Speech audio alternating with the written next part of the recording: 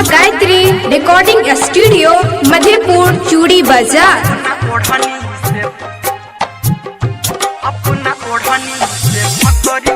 Music by DJ Guddu राज। ये साथ छोड़ से पहले बता देते, साथ छोड़ से पहले बता देते, अपना ओढ़नी से फसरी लगा देते, अपना ओढ़नी से फसरी लगा देते, अपना ओढ़नी से फसरी लगा देते। हमारा दिल के तू सारा पूरा जैता, हमारा दिल के तू सारा पूरा जैता, अपना ओढ़नी से फसरी लगा देता,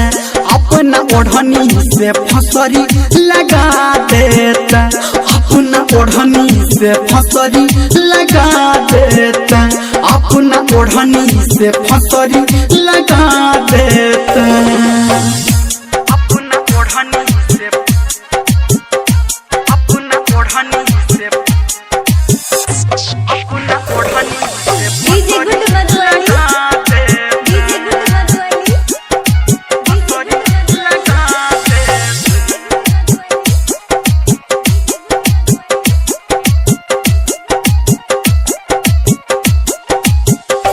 एहन सिला देला सिकवा गिला केला, छोड़ला हाथ हमर छोड़ला साथ हमर, देला तू दिल पे जखम सहिले लौगे हम, बस इतने है ये गम आँख हमर ये नम, भले तू दूर भजो हमर जान लगो, अपन याद दजो अपन याद लजो, तू हमर जान छगे हमर प्राण छगे,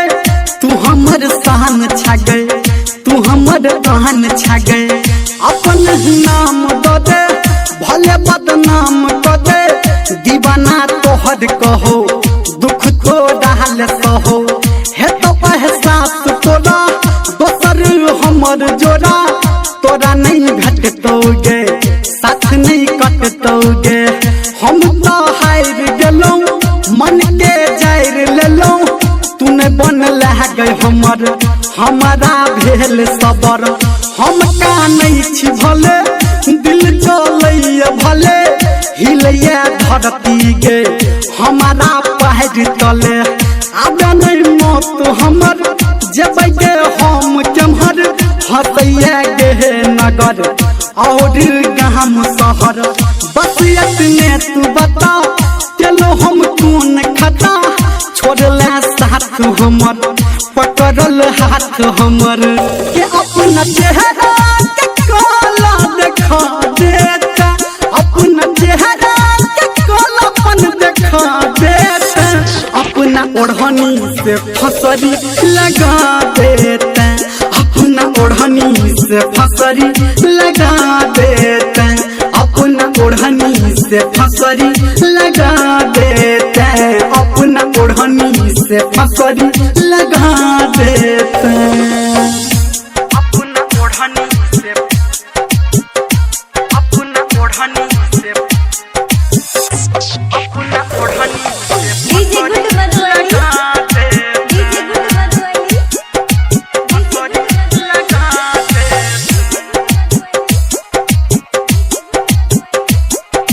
अभी आप सुन रहे हैं सावरिया म्यूजिक।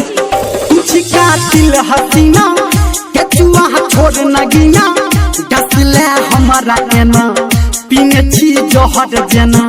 रास्ता साफ कटे हमारा हकात कटे, सब कुछ नाश कटे झूठो आस दके, चलो विश्वास हम तोरा पे आस हम नहीं जानलोगे तोरा नहीं चिन्हलोगे, दिल के चीर देला मिठ मिठ पीर देला, ई जान केला हमर परान लेला, कुछ मासूम बड़े तब किया मन डरे, मन तो हद काला फंस गेलो हम साला,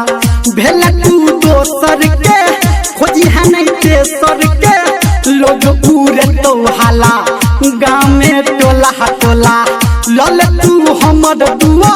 खैहा तू दूर पुआ जो खुश रही है जानू दिलियो जीवन दान फटैया हमर छाती लगैया हमर दाती मचला एहन कहद तोर पीसा तो कहद हमर खून क दे अपन याद द दे हम भूला देबोगे